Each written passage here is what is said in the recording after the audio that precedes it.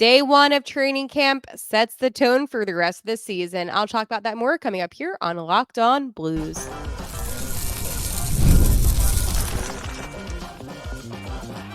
You're Locked On Blues, your daily podcast on the St. Louis Blues.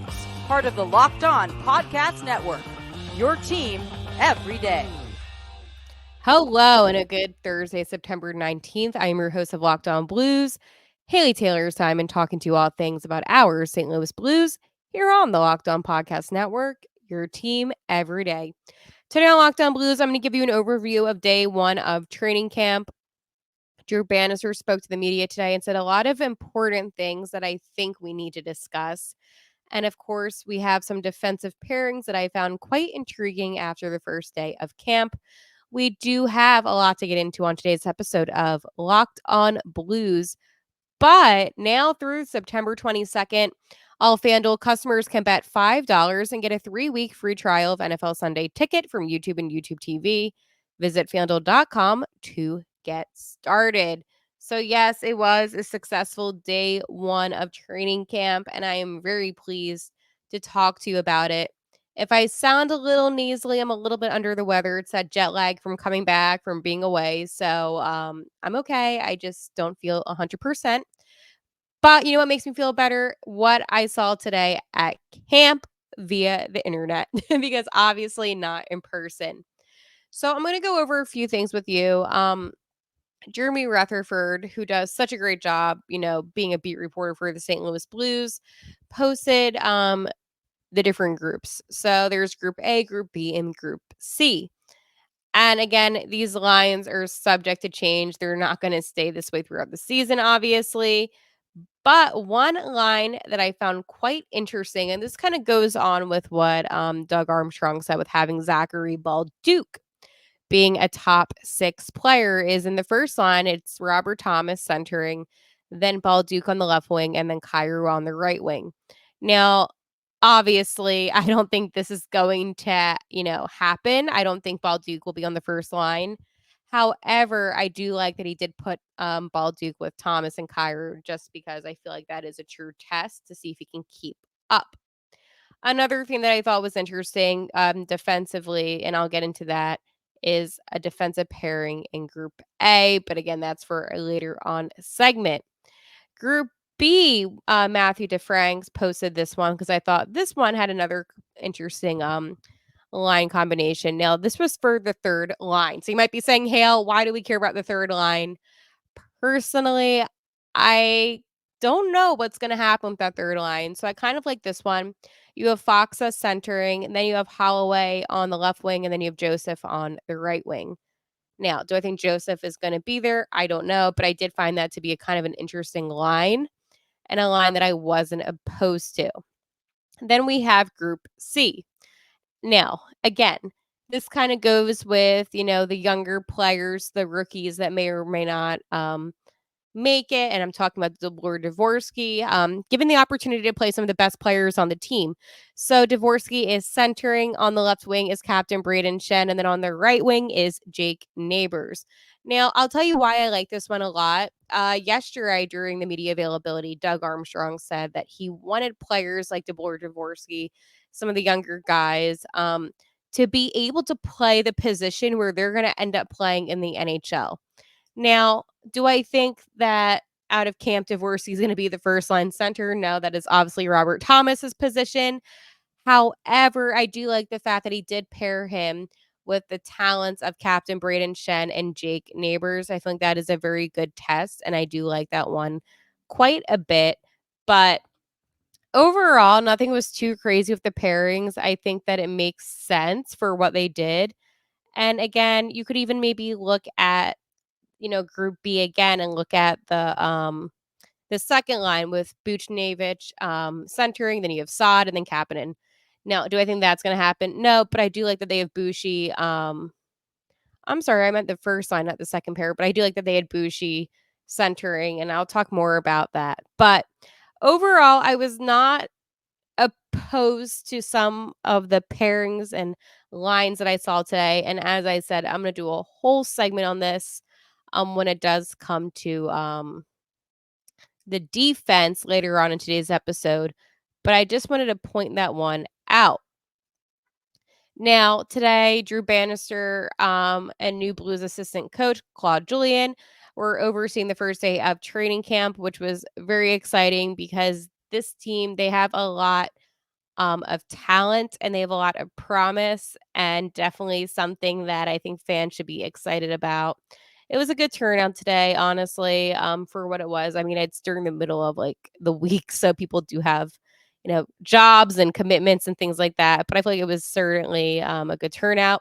Captain Brayden Schenn said that he is super excited. It's tough not to make the playoffs 2 years in a row, and we're going to push hard and keep on building something here in our locker room. We feel we've got a good team with a lot of depth that can push and give us trouble, give teams trouble each and every night. It's early on, but we feel like we have good pieces. Now, I like that a lot because one, Captain Brayden Schenn is going to have another season, his second season of being captain of the St. Louis Blues. You know, he has those first year captaincy jitters maybe out of the way, but he needs to motivate this team because what happened last season was unacceptable. I mean, I said this, we're doing a roundtable and it's going to come out at the end of the month with some other central teams of the Locked On Podcast Network. And I said, they could have made the playoffs if they beat the San Jose Sharks in those games. And there are so many games where the Blues had the lead and just couldn't maintain it. So they have the talent. I mean, you finished last season with 92 points, which is not bad for the Blues, especially last season. This season, you upgraded the talent, right? And I know there's questions, and I'm going to talk about this with the defense with Torrey Krug, being out. What's going to happen with the penalty kill?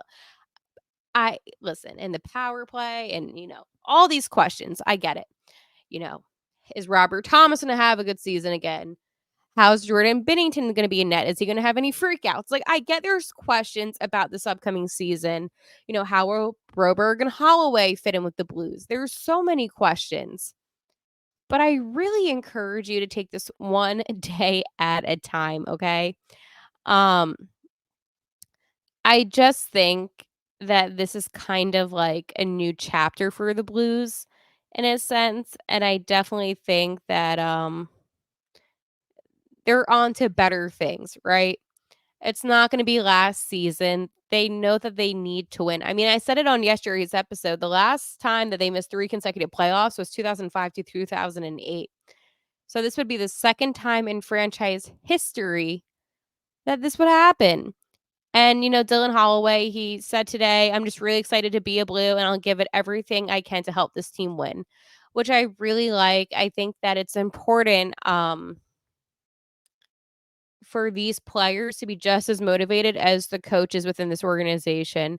Lou Korak, who also is a beat reporter, put out, I expect a lot out of myself. I don't think the pressure comes from anywhere but myself. I have high expectations of myself, and I'm going to hold myself to the standard. So, again, another very important thing that Dylan Holloway said, but I know Holloway is excited about being here. Now, Jake Neighbors made some comments when he was asked about Bushi re-signing, and Neighbors said, I just think it's the different emotions that he brings. One day, he will get you rolling on the ground laughing, and the next day you're having a bleep you match with him. That's who Bushi is. You just love that about him. He wants to win. He wants to compete, but at the same time, he wants to have fun and be there for his teammates. I think that's the most special part about him. I like that. See, like, I feel like I'm seeing a different side of Bushi. I feel like he's so serious all the time, but I feel like if there's anybody that can bring out that fun side, of course, it is Jake Neighbors. Now, Jake Neighbors also commented on Dylan Holloway and said that they've known each other since they were roughly 11 years old, playing against each other and have become better friends the past 3 years. Holloway said that Neighbors helped him establish himself here in St. Louis once he made the move. So again, a lot of positive things. So Oscar Sundquist, by the way, he had the ACL injury. He will participate in training camp, but no preseason games, as I did talk about in yesterday's episode. So, again, no contact for him on the ice. So, that's kind of an overview of day one. Bunch of drills. But other than that, it's just day one of many. It's usually just kind of getting out there and seeing what's going on. But Drew Bannister did speak to the media today. He speaks very fast, but he did speak to the media today. So I will be discussing everything that Banny said on day one of camp. So we have that coming up. So stay tuned. But I want to tell you about my friends over at FanDuel. You've heard us talk a lot about FanDuel, America's #1 sports book. Well, we have something a little different for you. Now through September 22nd, all FanDuel customers can bet $5 and get a 3-week free trial of an NFL Sunday ticket from YouTube and YouTube TV. Then with YouTube TV base plan, you'll be able to watch every regular season Sunday afternoon at a market game. All you need is a Google account and a current form of payment, and you can cancel anytime. Just visit fanduel.com, download America's #1 sportsbook. So you might be wondering, Hale, we don't have the Rams. We hate the Chiefs. What do we do? Well, I have a solution for you, okay? On Sunday, if you want to do a little bit of a parlay for your 1 o'clock games, if you're somebody like me that likes Red Zone, do you like Red Zone? Let me know down below. This is what I would do. Colts and Bears. Colts are going to be at home. Money line on the Colts. Then you have the Packers and Titans. Packers on the road, but take the Packers. So you're going to have the Colts, Packers. And then finally, you're going to take the Vikings over the Texans. Vikings are at home. So that's what we're going to do. Colts, Packers, Vikings. Put that up into a little 3-leg parlay and win some money. That's basically a lock unless there's an upset. And that's out of my control. But that's what I would do if I were you. So visit FanDuel.com to get started. So Drew Bannister spoke to the media today and he said quite a lot. So he was asked about how he thought day one of camp went. He said, I was happy with how it went.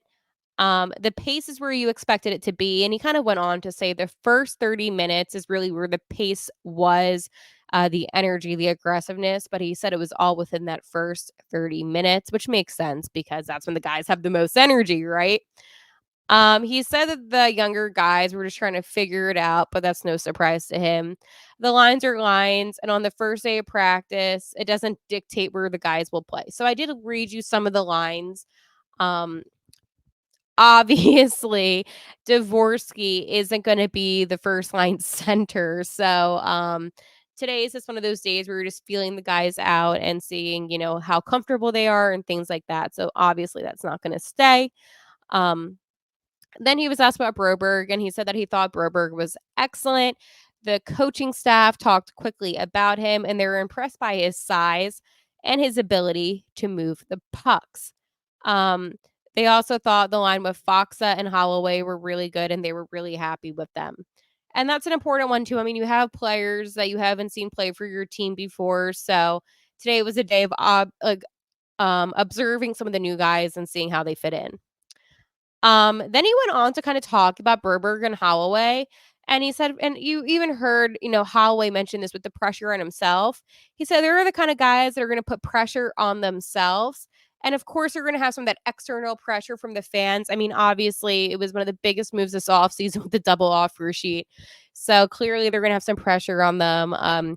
Clearly, they have a lot of people watching them. And they had a lot of pressure when they played for Edmonton because of how far they went going to the Cup Finals. But he also went on to say, this is going to take time. It's a new team. It's a new system. And Bannister said, and I quote, we'll put them in positions to find success. So I feel like that is something that's really important and that I like a lot that Drew Bannister said, because he does want these guys to be successful. And you're not going to, throw Broberg into the top pair and say, okay, go defend your heart out. You're going to put him in where he's going to find success. And maybe that's being on the second pair or maybe the third pair. Holloway, you're not going to put him in the first line. So I think it's also the team realizing, hey, big moves that we made with them, but we need to put them in positions where they can succeed on the ice. And I think they're going to do a good job with doing that based off of what Coach Bannister said. He also was asked about Dvorsky, Balduke, and Dean, DeBoer, and the two Zacks, essentially.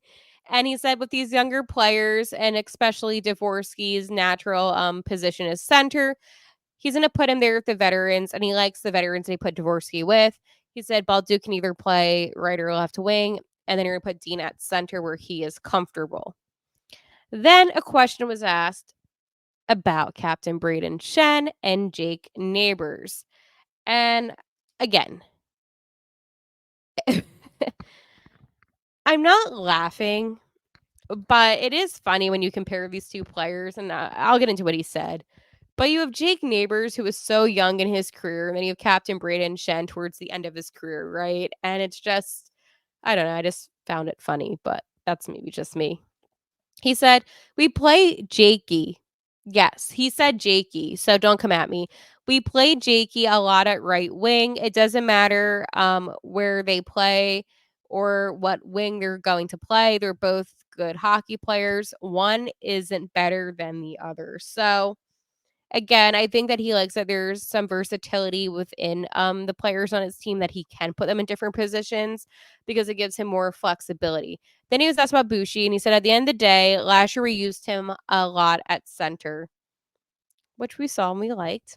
He went on, "We have the ability to move him to the wing, but right now we're going to do what's best for the team and the player." So I think having Bush at center kind of seems like a lock based off of what we're hearing, where we saw him today, um, and where they put him.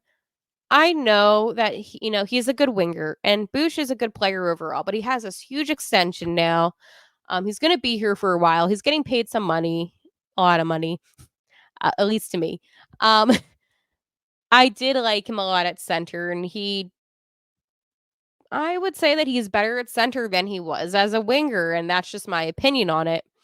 But I think second line center is where I see him at. And, I know that's what Brayden Schenn was last season, but it's clear that they're looking at Schenn to be a winger. And again, this is not a negative. Remember last season, when Kevin Hayes was on the team, and they had him at the third line center. And I told you, I think he is a better winger than he is a center.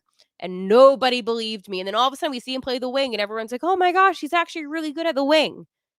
Sometimes you have to move players around in order for them to play their best. And it's not a dig. I mean, listen, if you're going from the second line to third line, if that's what happens with Brayden Schenn, it's not a knock on him. He's still the captain. He's still a very well established player, but you have to do what's best for the team, right? And what's best for the team sometimes isn't what makes an individual as happy. But you know what will make an individual happy? Hoisting the Stanley Cup. Now, do I think the Blues can win the Stanley Cup this season? No. But there's always a possibility. I mean, nobody thought we were going to win the Stanley Cup when we did. So I guess I'm still in a little bit of delusional land. But at the end of the day, you have to do what's best for the team. So I respect that a lot from Coach Bannister. So without Torrey Krug, obviously, who are you going to use on the power play? Banny went on and said, Scott Perunovich, we know his ability and the offensive instincts that he has that he was impressed by. He said Falk is good on the power play. Letty has played at times. We'll see where Broberg is. Suter has played on the power play throughout his career too. We have a lot of options, but we need some players to have good camps too. And I think when he said that he needs players to have good camps too, he was really referring to Scott Perunovich, because while Perunovich does have some good offensive tendencies, I saw that a lot in Springfield, especially when I watched him with the T-Birds. He needs to make the opening night roster. He needs to make the team. And with all the competition, I can't guarantee that he will, right? So I 100% can see where Coach Bannister is coming from. He said, quote, "We're certainly faster, bigger, heavier, and it allows us to play a more aggressive game. We're ready to go. As a group, we're excited about it. We have a lot of belief." He was asked about Texier and said, That's going to take time. Personally, I don't know a lot about him. I watched him in junior and he played very well in the World Championship. He had speed on the wings. He has a bigger body. It's going to help your team out. The role he has for the team will be defined over training camp. So again, another player that has to prove himself at camp. Just because, you're at camp doesn't guarantee that you made the team. Just because we acquired you this offseason doesn't mean that you're going to have a spot. And, there are certain guys on the team that I feel bad for. Nathan Walker is one. He's one of my favorites. I know the Aussie. He's on that 2-year extension last season. Um, it's going to be some competition. And I think with this competition, there's a realization that maybe not every player that we liked will be there opening night.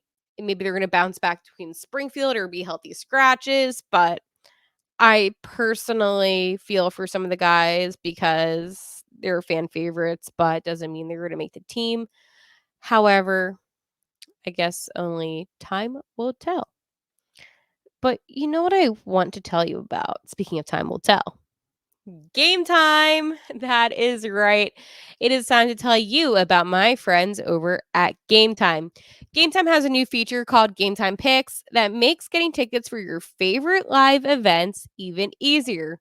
GameTime Picks filters out the fluff to show you only incredible deals on the great seats so you don't have to waste time searching through thousands of tickets. One thing that I love so much about Game Time Picks is all the super deals, right? That is something that I found so incredible. They create deals to make it easier to find the best prices on great seats. You get to see the seats before you buy it. That's one of my favorite Game Time features overall. And the lowest price guarantee, event cancellation, protection with job loss, and more. So, okay, what is Game Time Picks? It makes it easier to save more on sports, concerts, theaters, anything, right? You get all in pricing. Toggling this feature, you will literally see the best deals possible. So open up your Game Time app and see it for yourself. You get the lowest price guarantee, and again, Game Time ticket coverage, all that good stuff. So take the guesswork out of buying tickets with Game Time. Download the Game Time app, create an account, and use code Locked On NHL for $20 off your first purchase. Terms apply. Again, create an account and redeem code Locked On NHL for $20 off. Download Game Time today. What time is it? Game time. It is now time to talk about defense. That is right. We have some defensive pairings that I want to talk to you about because your girl was kind of intrigued by it. Now, I'm not going to talk about every single pairing, right? But I do want to talk about some. At least the things that I think can actually work. So in Group A, with the first pair, I like this one a lot. We have Philip Broberg and Justin Folk. Now, for me, the first thing I noticed was, could this actually happen? Now, I think that maybe over time you could see Philip Broberg and Colton Parayko, but right now, I'm just saying, not a bad sign to have him with Folk. Okay, here's the thing. Group B. Scott Perunovich, Colton Parayko. Yep. Now, what do I think Scotty P is going to play on the first pair of Colton Parayko? Maybe not. But it's one of those things where I think that Scott Perunovich's name has kind of come up quite a bit. We heard what Bannister had to say about him. And I think now with Torrey Krug out and Perunovich being the first name that Bannister mentioned when so-and-so replacing him, I kind of like that they have this extra interest in him. Also in Group B, on the second pair, we have Nick Leddy and P.O. Joseph. Now, I thought that was an interesting one. One that I actually could see kind of working, but I wanted to mention that. And then in Group C, we have, and again, this one I found like it's going to happen for the third pair, even though they're in the first pair for this. Ryan Suter and Matthew Kessel. Now, I know we have one of the oldest guys on the team with one of the younger guys on the team, but it just seems like that's going to happen. I feel like Suter's role with the Blues is to really be that veteran leader and to help out a lot, and I think that Matthew Kessel could really benefit from him in that experience. So I think that this is what the third pair is going to look. But it is interesting that I can't get over the whole Perunovic. Do you think Scott Perunovic deserves to be a top 4 defenseman for the St. Louis Blues? Or do you think, Hale, it's day 1, they're just testing things out? In my head, I think that, and I know I like Tyler Tucker. Again, it has nothing to do with, some of these players that I like or don't like or things like that. But they put Tyler Tucker, and by the way, he was in Group A with Samuel Johansson. They didn't put him with somebody that will make the team. I hate to be like that. It just seems to me that, well, Scott Perunovic might just be, in the Blues' eyes, a top 4 defenseman, especially if you have Kessel and Suter in that third pair. Very interesting stuff. Anyways, let me know what you think down below, and I will talk to you tomorrow for day 2, and hopefully I won't sound as bad, and if I do sound as bad, well, that's just how it goes. But let's go Blues.